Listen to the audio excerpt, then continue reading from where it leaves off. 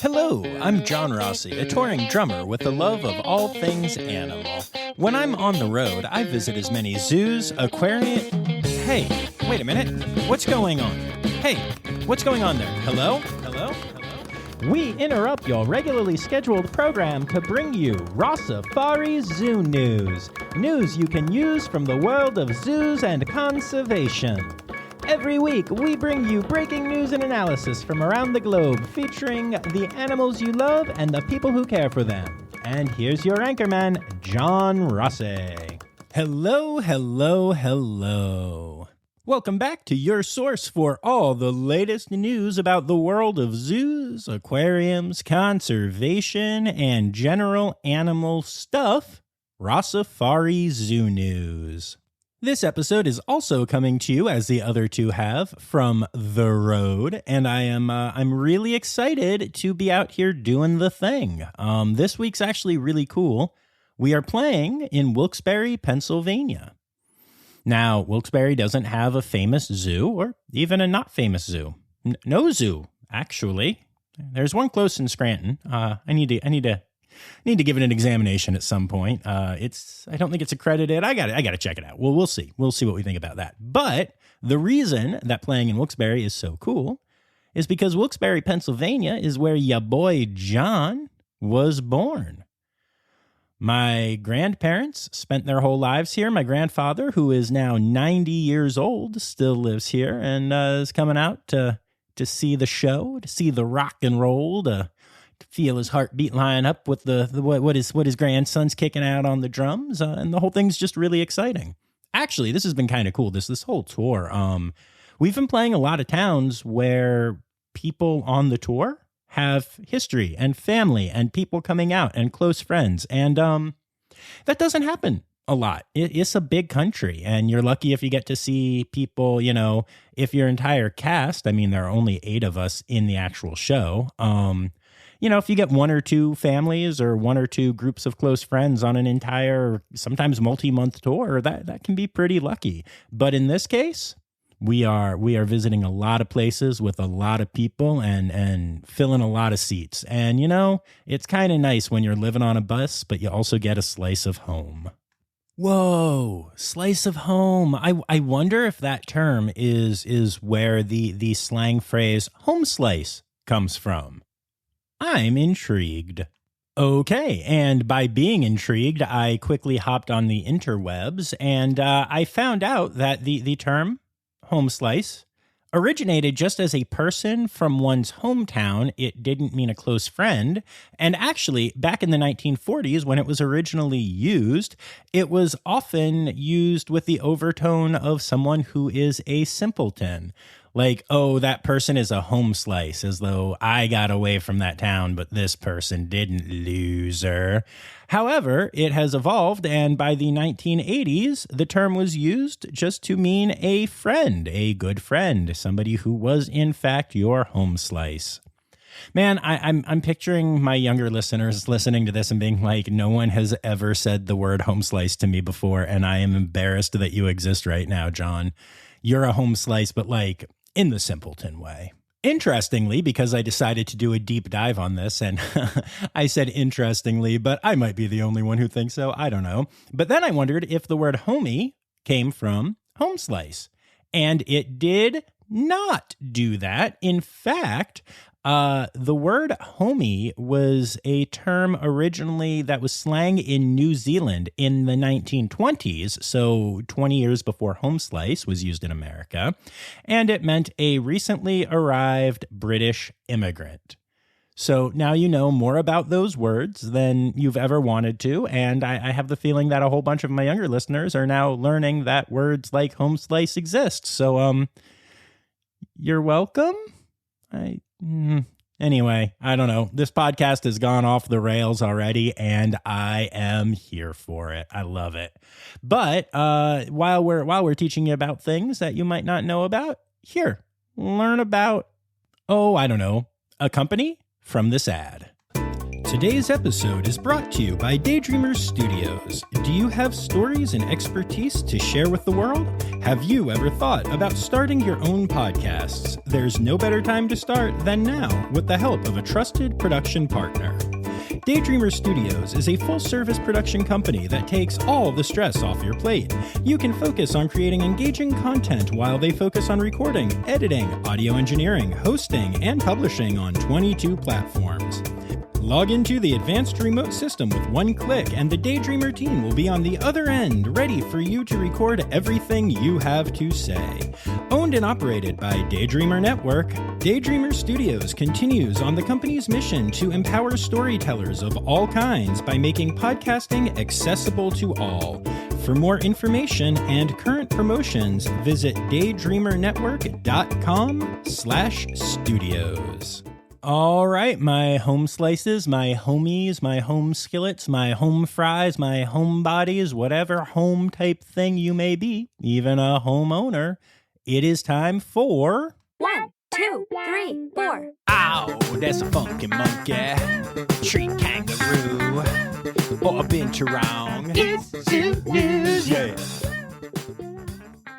All right, so we are going to start this week with our Zoo COVID update, as we have been doing. Although I have to tell you, it's going to start with a non-Zoo COVID-related thing. So before I left for this tour, I decided that I wanted to make life easy for myself to do as little recording as possible. So I went ahead and I recorded the intros for all 3 Zoo Newses and some other stuff to make life easier. Well, it turns out that that Wilkes-Barre show that I mentioned, yeah, it didn't happen. Nobody was buying tickets, not because of our show, but because of the fact that the very largely conservative area there did not like the fact that they needed to either prove proof of vaccination or provide a negative COVID test. So people have been bombing the website with bad reviews and refusing to buy tickets. And so my family show got canceled because people are in denial about COVID. In North Carolina, where we had another large group of family coming, they couldn't make it, although the show sold extremely well, because the family actually caught COVID. Everyone's fine now, but yeah, that happened. And I'm currently in a place in New York that had the same issue as Wilkes-Barre, except they decided to go ahead with the shows with the people who were willing to show up. So despite the fact that this venue has had their reputation online ruined by review bombs, and despite the fact that they barely sold any tickets compared to the size of the house, we're doing 2 nights of shows here to the people who did want to be there, and that's awesome, and it's great to have them there. But it's been really interesting seeing the effect of this on something like a tour. It's been crazy. I almost just redid the intro, but then I thought, no, this is actually kind of part of this whole COVID story, so it's worth sharing. But enough about me. The Denver Zoo has reported that their tigers are completely better from the COVID-19 infection they had, and their lions are still on the road to recovery, but all seem to be doing better. It's a really slow recovery for them, though. And don't forget, Honolulu just lost one of their lions last week to COVID. In general, it seems like most of the animals that have been diagnosed with COVID have recovered, but it's a long journey and it's a scary one. So, yeah, yay, Denver Zoo and National Zoo and a lot of these other zoos where the animals are recovering. It's nice to see that they are doing better, but hopefully we don't lose anybody else. So it's nice to have some positives in the COVID story for a second, though. Yay, healing. Moving away from COVID, scientists at the Cincinnati Zoo have been awarded 2 grants to help their work to save polar bears. One of the grants is being used to study hormones that may provide insight into reproductive health and overall well-being of individual polar bears, while the other grant will fund work to identify the reasons for low productive rates among polar bears in zoos and captivity in general, and to help improve propagation and breeding management strategies moving forward. For a variety of complex reasons, it's very hard to get new polar bears into the captive population, and there are about 40 remaining in U.S. zoos, so it is essential to make their breeding more successful and easier to keep those populations going. And also, while I'm talking about the Cincinnati Zoo, major props to their PR team. They have put a lot of focus lately on getting their conservation message out there. They have a team there called Conservation and Research of Endangered Wildlife, known as CREW, and they have been talking about CREW a lot on social media and in press releases lately. It's awesome to see one of the best PR teams in the business do even better. Love it. You guys rock. Yay, Cincy. I miss you. I'm coming soon. I'm going to try anyway. Love you. And speaking of things I love, let's talk about turtles. The ZSL London Zoo has hatched 3 critically endangered big-headed turtles. And no, I'm not being mean. The species is called the big-headed turtle. They're actually called that because their heads are so large that they can't retract them into their shells, and to compensate, nature has given them armor plating from head to tail and a very sharp beak that helps them fend off predators. They're also known for being incredibly feisty, which, I mean, given that they're turtles, is kind of adorable. Honestly, though, there are really no other turtle species that have those same adaptations, and so big-headed turtles are really cool and really unique animals that have survived a long time and now are critically endangered. So major props to the ZSL London Zoo. All right, we'll be back after this quick break. Hi, this is Kathy Hill from the Indian River Lagoon National Estuary Program. We're all about restoration projects in progress this season on One Lagoon, One Voice. Learn about the great strides the lagoon community is taking to restore and protect the Indian River Lagoon. Each week, we dive deep into discussions with scientists, resource managers, and nonprofit leaders to explore lagoon issues and solutions. From oyster reefs to clam restoration, algae blooms to muck, you'll learn all about the projects we're tackling to bring the Indian River Lagoon back to health. Click the link in the show notes to follow One Lagoon, One Voice, learn about the IRL Council, and explore our unique lagoon.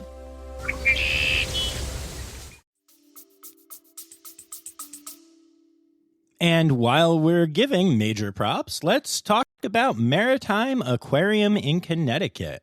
I've mentioned other facilities doing this, but Maritime has now announced that they have joined the ranks of zoos and aquariums that are participating in the SNAP Food Assistance Program, meaning that people who are on the SNAP program, food stamps and other stuff like that, can receive deep discounts for admission to the aquarium, with the hope being that those families will be able to be educated and learn about amazing things and get to have those cool experiences, despite the fact that aquariums in particular are really expensive. And don't get me wrong, don't get it twisted. They cost a lot of money to maintain, and aquariums are, they're pricey for a reason. They are worth it.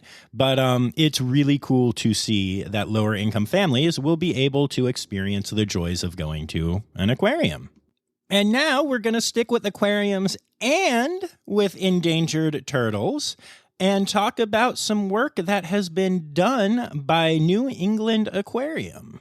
Nearly 100 eastern box turtles were being illegally smuggled out of the U.S. recently, but were caught and confiscated by the U.S. Fish and Wildlife Service, and they have been sent to the New England Aquarium, as well as Zoo New England and Roger Williams Park Zoo, for assistance with their health issues. The turtles were sent to these facilities because they were suffering from dehydration and eye infections. However, what they quickly realized when they started to do the health workups on the turtles was that they were not just having those issues, but they also were carrying ranavirus. Now, you've heard about ranavirus on this podcast before, but if you don't remember, it is real bad, y'all. It is a virus that gets into amphibians and spreads through water, and it spreads like crazy. One turtle with ranavirus can take out an entire population. Symptoms include hemorrhaging, gasping for air, and accumulating fluid under the skin, and it is almost always fatal. And sadly, at this time, there is no known treatment for ranavirus. This actually created a really interesting situation for the people at Zoo New England and the aquarium and Roger Williams Park Zoo, because fortunately, whenever new animals come in, they are quarantined, so these turtles were kept with just each other. But what can you do with them? They can't be re-released into the wild once they have ranavirus, and they can't be put into a captive population, or they'll give all of them ranavirus. So the three facilities found themselves with an interesting situation on their hands. Almost 100 box turtles with ranavirus that they could treat but probably not save, and no real idea of where to house them. Since New England Aquarium was spearheading this whole project, they quickly and aggressively pursued placing the turtles in a biosecure research facility.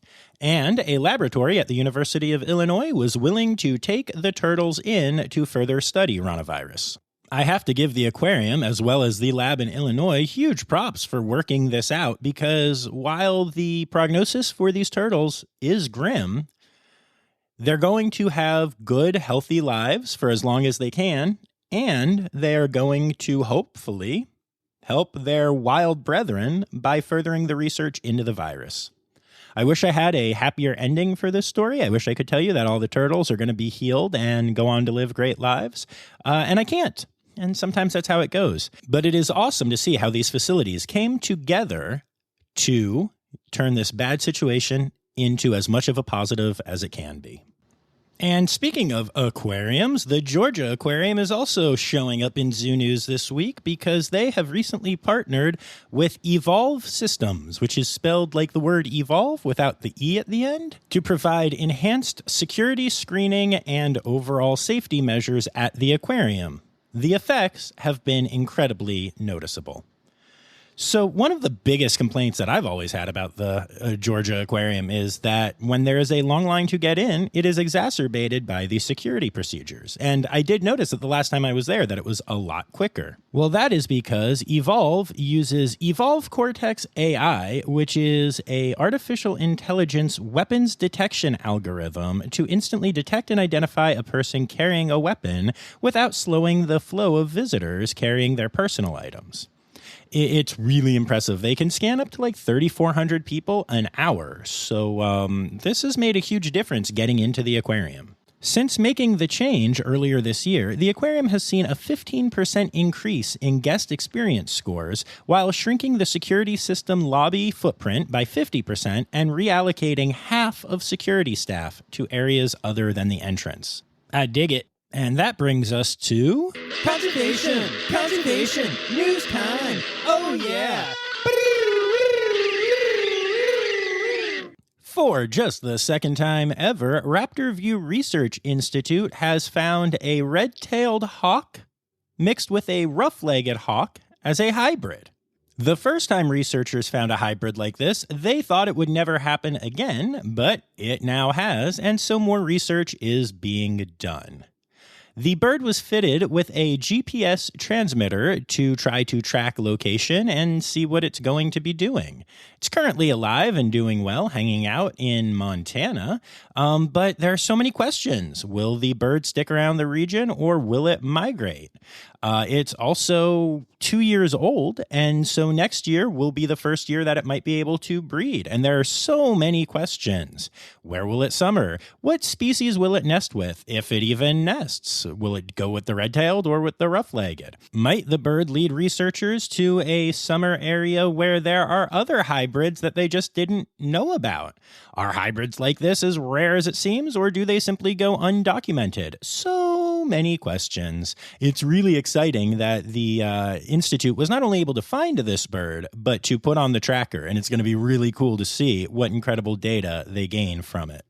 So, whenever we talk about great apes and their populations in the wild, we always say that, human factors have a lot to do with population declines, but that the number one biggest issue facing apes is habitat availability, which is often hampered by humans, but that's number one and human activity is number two.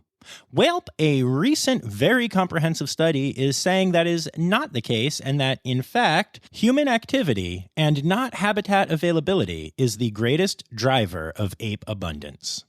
The study covered gorillas, bonobos, and chimpanzees and found that roads, population density, and even gross domestic product are better at determining the abundance of apes in any region than ecological factors such as forest cover.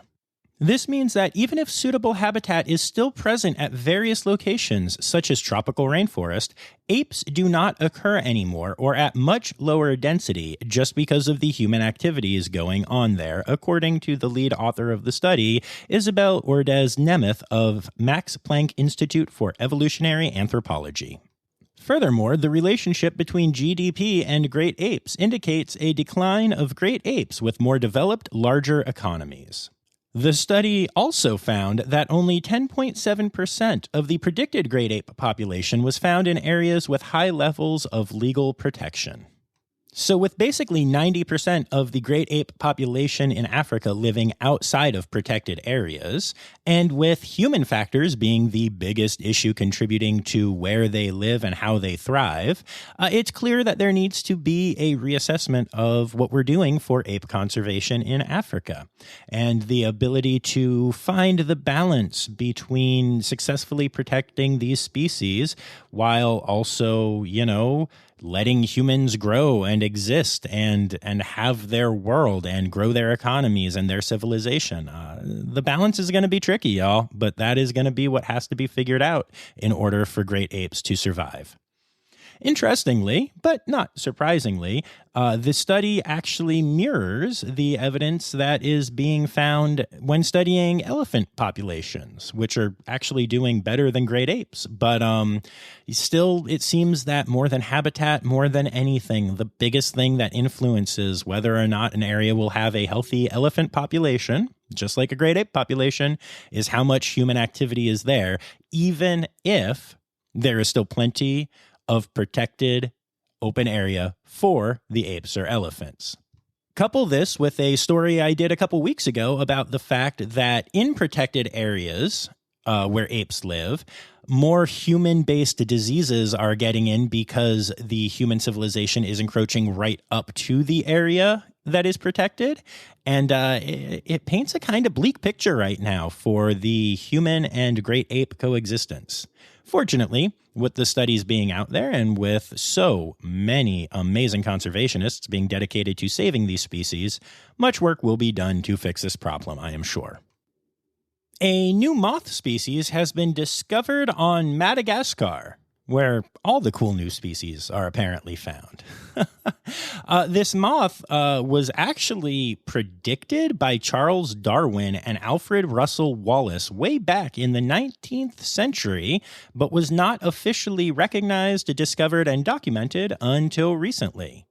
Known as Wallace's Sphinx moth, the unique creature is considered to have the longest tongue of any insect, measuring up to 30 centimeters.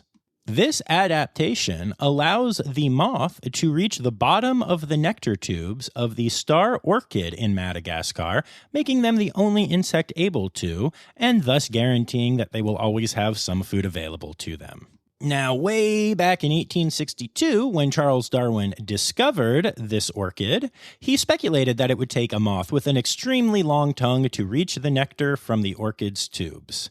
5 years later, Alfred Lord Wallace predicted that this creature would not only exist, but would be similar to an already known African hawk moth with a long proboscis.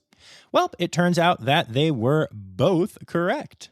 And this is just one of those fun stories that I love because it's such a reminder that we don't actually know all that much about animals and the world that we live in and share with them, despite the fact that we know a lot at the same time. But it's a huge world with a lot of complex species, and new ones are being discovered all the time, and I think that's really cool. So this next story is going to need a little bit of backstory. Back in the 1970s, as industrialization was slamming through Singapore, the country was, becoming kind of gross, and a lot of the animals fled from all of the major urban centers. However, since then, the government of Singapore has worked hard to clean up its land and waterways again, and a lot of native species have started returning to those areas, which, adorably or annoyingly, depending on what side you're on, includes otters, who now live happily in major cities. Otters live in families that are known as romps, and that makes sense as the 10 otter families in Singapore have been romping through the country and causing lots of havoc. Can you imagine driving your kid to school and as you go to turn left, somebody runs out in front of your car to stop you because a bunch of otters are crossing the street to go on a hunting trip? Or in Singapore, there are a whole lot of koi ponds, and some of these koi ponds have fish that have been raised for decades, and now all those koi ponds have become buffets for the otter romps as the mothers take the kids there, blind the koi with their claws, and then allow their children to hunt them safely. Even the presidential mansion has had otterly visits multiple times. A huge group of individuals that loves the otters have actually started tracking them, following them, taking photos and video, helping them cross the streets in busy cities, and just kind of telling their stories. People are comparing it to a real-life Game of Thrones as the 10 romps fight for the same food sources and survival in an urban area. These otter watchers literally have named them and can recognize them based on things like, oh, this one is missing a toe, or this one has a messed up ear, or whatever. And they tell their stories every day. They follow them and they share what's going on. And it's become a huge thing, and otter watchers love it. On the other side, the people who are having their koi killed or who have their lawns destroyed by otters or are sick of seeing a bunch of dead fish on the boardwalks because of the otters eating so much, they're not so happy about it.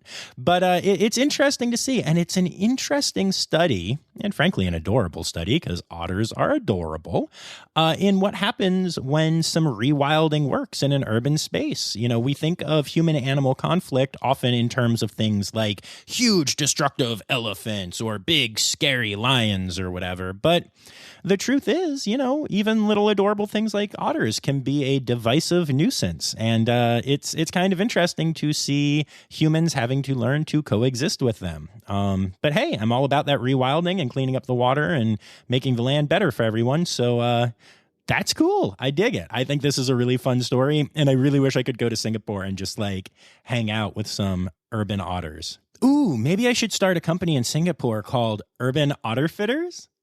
No? No. Okay, geez. And last, but certainly not least, although one could say lesser, red panda numbers are improving in the project areas that are being worked on by Red Panda Network. Get it, lesser because lesser panda? Heyo. Anyway, ya boy John over here is a volunteer for Red Panda Network, as you know, and one of my gigs there is that I work on the writing and communications team. And I have been privileged to write a press release that says that there is officially evidence of growing red panda numbers in Nepal. Please go to @Red Panda Network on social media and check out the link in their bio, and you can read the full article because I'm really proud of it, and it's the first time I ever wrote a press release. But the gist of it is that basically the conservation efforts being done by Red Panda Network are incredible and are working, and we already kind of knew that, and we had anecdotal evidence, but now there's actual real evidence. And I had a blast digging into exactly what that evidence was. I even got to interview Sonam Tashilama, Red Panda Network's program coordinator in Nepal, for this story. So go check it out so that you can support me and read about how Red Panda Network is doing amazing things. Yay!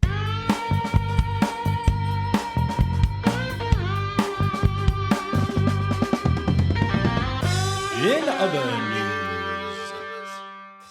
So you may remember me telling you about Baylor University's live mascots, Joy and Lady, who are bears, and they're American black bears that live in an ACA-accredited habitat on campus. Well, if that's not cool enough, Joy and Lady have now become the first ever live mascots to tweet. Not like birds. I bet there are live bird mascots that have tweeted, but like sending a message on Twitter. So Baylor University came up with this box that they were able to put into their enclosure, and it was heavy enough for bears to stand on and hit and do all the things. And then they put enrichment items on it. And when the bears activated the box, it sent some preloaded tweets into the Twitterverse. Thus, the first ever bears to tweet are Joy and Lady. It's adorable. It's silly. Some of the tweets were pretty great, too. One of them said, "Told a finance major I was a bear." And he said, "Not in this market." What is that supposed to mean? Get it? Because bears don't understand finances? Meh. Anyway, I was entertained. I also have to say that I would find this a lot less cute if it was not an AZA accredited habitat and I was worried about what was going on with the bears. So I really dig the fact that their mascots live in such an awesome place. There is currently a picture circulating the internet of a bunch of dogs sitting in theater seats. Now, I'm going to tell you I have not done my homework on this one because it's just a silly little thing, but the caption claims that it is a bunch of service dogs learning to stay still during a theatrical performance, and that the dogs were all taken to a theater and actors went on stage and put on a show just for the dogs.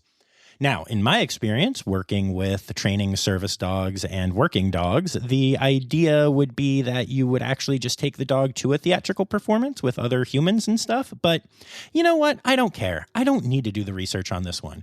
I would love to volunteer to have an audience of dogs at one of my shows anytime, any day. Come on, people. Let's make it happen. The picture is adorable, so definitely take a second and Google this story, just for the fun of it all. And finally, in other news, we have an interesting story about pandas. The other kind. Giant pandas. No, I love them too. Ignore the vitriol in my voice. I do love giant pandas. Anyway, we've never officially known why giant pandas are black and white and have their little patches and stuff. It's often been speculated that it was camouflage, but kind of hard to tell how that is camouflage.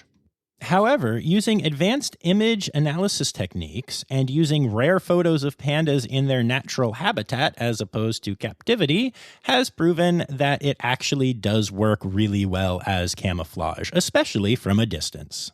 The team of researchers that worked on this project found that the black patches of fur help the giant panda to blend in well with tree trunks and darker areas of the forest, while the white patches match up with the waxy specular lighting of foliage during the summer and snow during the winter. The distinctive black and white patches of fur also create something called disruptive coloration, a form of camouflage that breaks up the visual outline of the animal. So, yay knowing a thing that we thought but didn't know. Animal, animal, animal holidays. Animal, animal, animal holidays. All right, and remember, folks, November is Manatee Awareness Month, so if you are unaware of manatees, make thyself aware of them, possibly by listening to that episode from Moat Marine Lab. Yeah, you're not going to get sick of hearing that reminder during the entire month. Anyway, Saturday is World Numbat Day. Numbats are really cool little Australian animals, if you don't know. It's also National Bison Day, which are not small or Australian animals, but are still pretty cool. And it's also takes deep breath, International Day for Preventing the Exploitation of the Environment in War. That is a really, really specific day, y'all. Then on Sunday, November 7th, we have the ending of daylight savings time for those in North America that do that thing. And it's also National Hug a Bear Day. I assume that it means a stuffed bear, I hope. And then there are no other individual days that week because the entire week is, you guessed it, Polar Bear Week. Or maybe you didn't guess it. I don't know. I don't know if you guessed it or not, but it's Polar Bear Week, y'all. And those are your animal holidays for the week.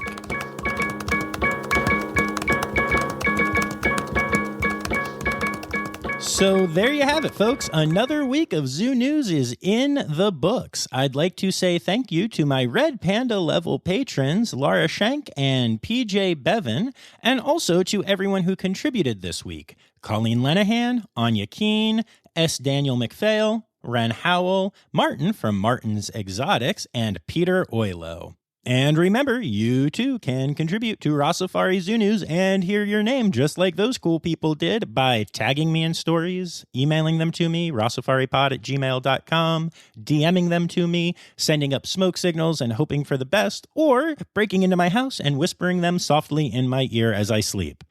Please don't do that last one. Well, maybe some of you, but most of you, please don't do that last one. All right, and remember, friends, Newsy credits backwards is Steiderk Yeswen. The Rossifari podcast is produced, hosted, and engineered by John Rossi. Editing and fact-checking by John and Dr. Zoe Vesley Gross. Our theme song is Sevens by Nathan Burke, performed by Nathan and John. Interrupting John theme and additional voices by Taylor Isaac Gray. You can reach John directly on Instagram and Facebook at Rossifari or by email at rossifaripod@gmail.com. Rossifari is part of the Daydreamer Media Network.